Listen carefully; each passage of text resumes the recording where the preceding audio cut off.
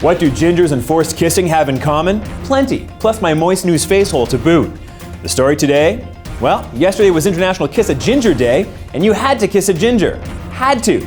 Did you? Well, it doesn't matter because we're going to talk about hot gingers and the rise of the red hairs. Like a tiny mechanical drinking bird, once you set me in motion, I'm going to keep dipping my beak into your current events water for hours. Most of my species is considered ready-made garbage. We populate landfills, but sometimes I wear a little top hat and fall madly in love with the small-tied children who make me news. So it's not all rain clouds. I miss you very much, Spy White Child.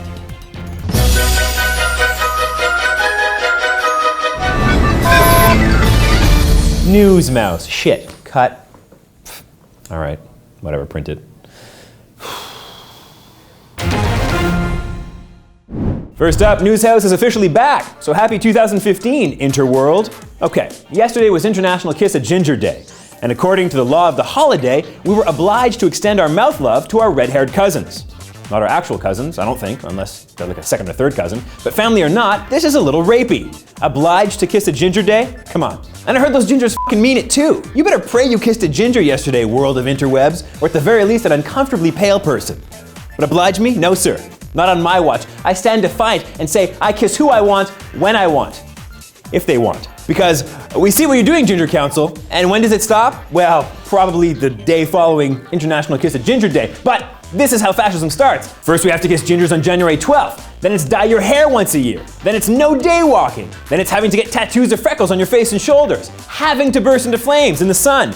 Be see-through. It's a slippery slope you walk on, gingers, and all the more slippery for you.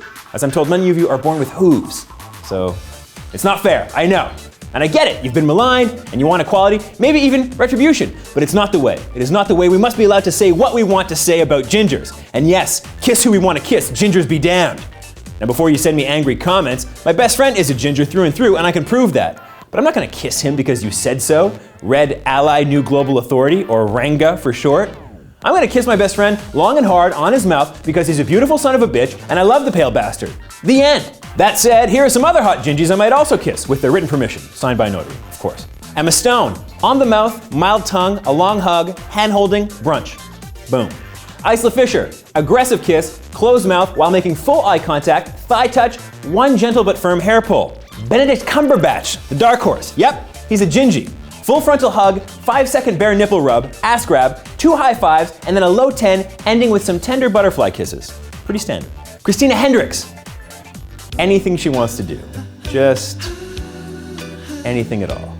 Oh my God. If anyone has a Ziploc bag of air she's breathed or a moist towelette she has used after eating ribs, please send it to AskMen, care of Newshouse, Mark Bollier, at and Louis C.K. Also, anything, just anything at all. But that's it.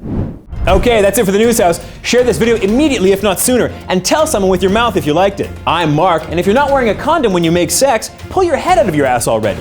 Then go put a condom on. I'm wearing 2 condoms right now. Safety never takes a holiday. The chafing is very uncomfortable. Heads up, if you miss me between shows, you can follow me on Twitter at MarkBollier1. That's MarcBeaulieu1. So, clickety-click.